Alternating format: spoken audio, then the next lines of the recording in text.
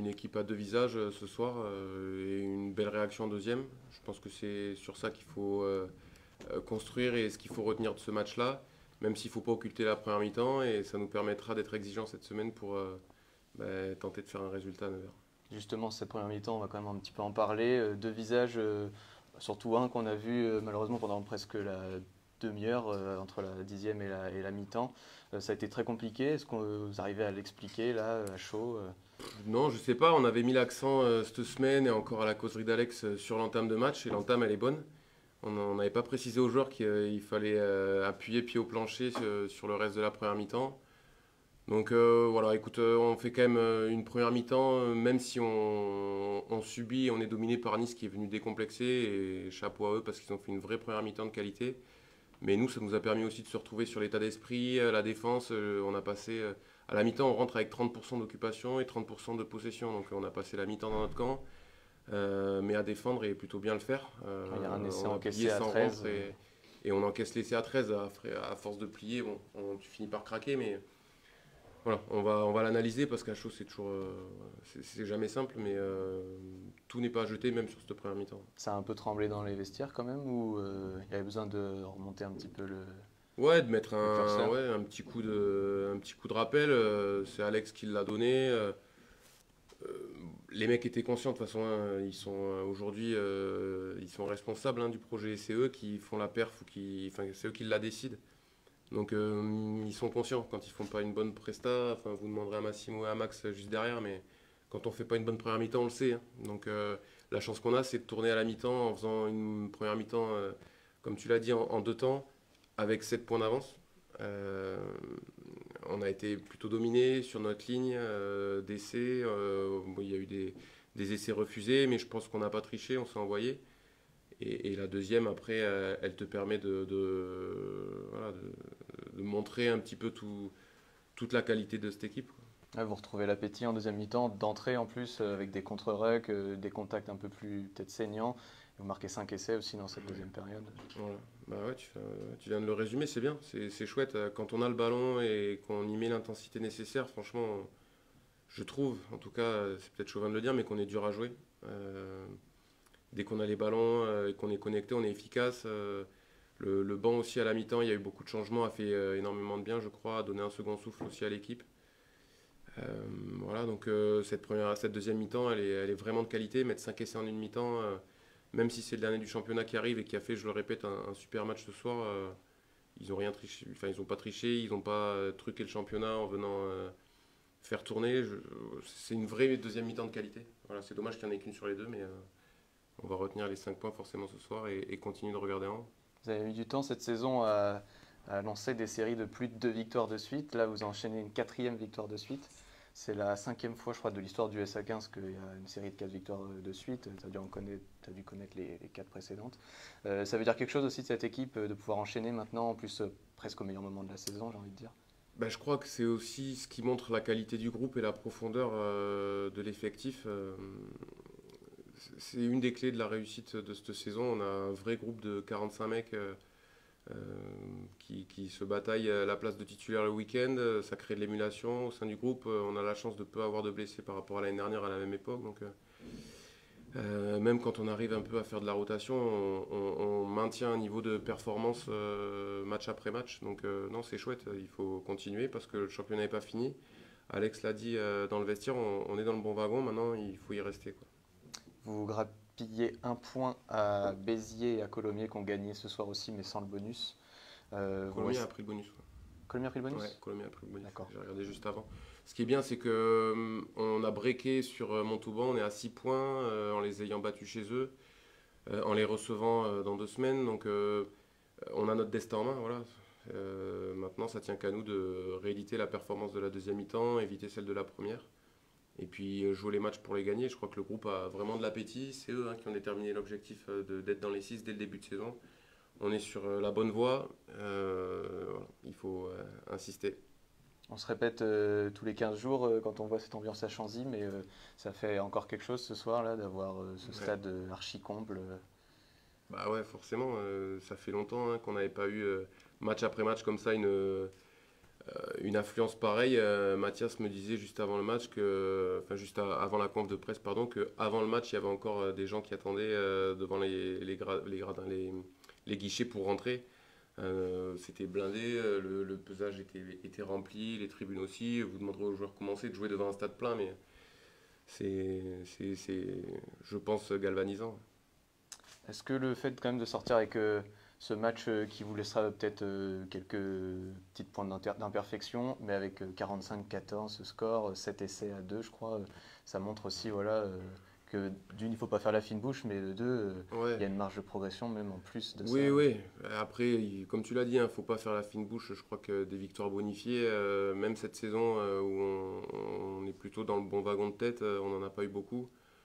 Un match, il n'est jamais parfait. Tu parles d'imperfection, il y a toujours des temps forts, des temps faibles. On a plutôt bien négocié nos temps faibles, je trouve, parce qu'on a été plutôt archi dominant cette première mi-temps, et pour autant, on n'encaisse qu'un essai. On a réussi à en marquer deux, donc on va tâcher de gommer les imperfections qu'il y a parce qu'il y en a, mais il faut capitaliser aussi en termes de confiance sur ce qu'on fait de bien et de très bien, quoi. Dernière chose, il y a quelques petits points noirs aussi avec 3 sorties sur blessure, je crois, Motu, Corentin et Ben. Ouais, Est-ce qu'il y a des degrés je sais pas. d'inquiétude un peu plus élevés pour certains? A priori, Corentin, c'est une commotion, donc il va devoir répondre au protocole. Pour Motu et Ben, je sais pas, j'ai pas vu les médecins et les kinés après le match, je peux pas t'en dire plus. Voilà. Merci Guillaume. Merci messieurs, bonne soirée. Massimo, Max. Soyez bons. Ouais, d'accord.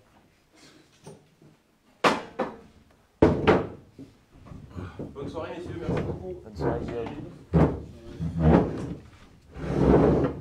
Merci Max.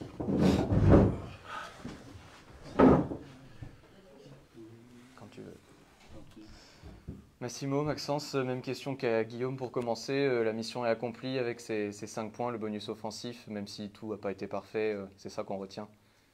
Oui, c'est vrai que la première mi-temps laisse à désirer, mais quand on voit ce qu'on est capable de faire en deuxième et de finir avec le bonus offensif, c'est sûr que ça fait toujours plaisir.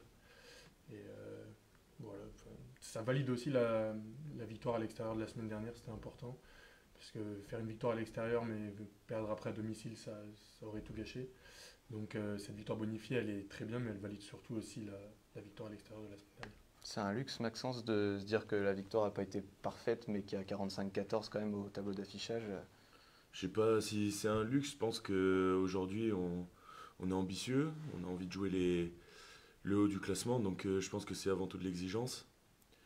Il faut à chaque fois regarder nos matchs avec du recul et savoir ce qu'on a bien fait et mal fait pour progresser chaque semaine et prendre les matchs les uns après les autres. Cette première mi-temps, Massimo t'en a parlé, il y a eu 10 bonnes premières minutes en respectant donc, les consignes qu'il y avait eu pendant la semaine.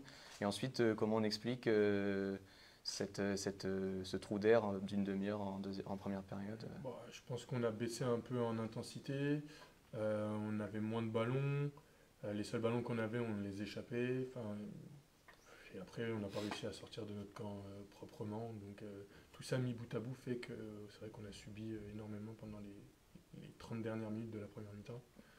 Malgré tout, on s'en sort avec un seul essai. On a défendu à 13. Franchement, je ne sais pas comment on fait pour prendre juste un essai à la fin. Ça prouve l'état d'esprit des mecs et franchement, c'est très encourageant pour la suite. Il y a eu une petite remontée de bretelles quand même à la pause, petite ou pas Et petite? Une belle soufflante. Mais en même temps, il y avait de quoi, hein, franchement. Ça aurait pas été. Enfin, c'était logique qu'on prenne une soufflante avec ce qu'on avait rendu comme copie sur la première mi-temps. Paradoxalement, c'est aussi par le combat que vous avez réussi à reprendre le bon bout en deuxième mi-temps. Vous dominez tous les 1 contre 1. On voit des Niçois les mains sur les genoux très très vite. C'est aussi là-dessus que vous avez fait la différence, tu penses, Maxence? Je pense que le combat c'est le socle sûrement de notre projet, c'est fondamental. Et on s'aperçoit dans le championnat que match après match, dès qu'on y est un peu moins, le match est tout de suite très difficile. Et dès qu'on arrive à remettre beaucoup de combats et à être dominant, c'est tout de suite plus simple de jouer derrière et de faire des bonnes prestations. Marqué 5 essais en deuxième période, vous avez eu la sensation de bien vous trouver. Bon, c'est le cas déjà depuis quelques semaines, mais c'était bien de se libérer dans cette deuxième période aussi. Ouais, c'était bien de marquer très tôt surtout. Ça a remis la tête à l'endroit, on va dire. Et après, oui, enfin, quand on met le combat et qu'on avance, c'est tout de suite plus simple de déployer du jeu que quand on subit et quand on reste dans notre camp. Donc forcément, marquer très tôt dans la deuxième mi-temps et pouvoir enchaîner derrière comme ça, c'était très positif pour l'équipe. Derrière ces 5 essais, il y a eu 5 explosions de joie de Chanzy. C'était comment à vivre sur le terrain? C'est toutes les 2 semaines, c'est plein, le stade est fantastique, les supporters nous poussent et c'est exceptionnel de pouvoir vivre ces moments, ça nous galvanise et on a envie d'en faire toujours plus, forcément. Vous enchaînez une 4e victoire de suite. Ça ressemble un petit peu à la série que vous aviez connue déjà l'année dernière, à peu près au même moment, contre des gros. Est-ce que tu vois des similitudes dans ces séries? Est-ce que tu en vois que du positif surtout? Bien sûr, c'est positif d'enchaîner les victoires. Après, faut faire la part des choses et directement se remettre au travail pour, si on veut jouer le haut de classement, prendre les matchs les uns après les autres et se préparer chaque semaine pour gagner. Ce soir, avec cette victoire bonifiée, le SA15 dépasse le plus haut total de points qu'il avait eu sur une saison lors de sa meilleure saison. Donc on est déjà sur une saison record. Est-ce que vous sentez petit à petit, semaine après semaine, que vous écrivez un petit peu l'histoire? Est-ce que vous en parlez ou pas du tout? Vous restez focus même toi, Massimo, qui a pris l'aventure en cours.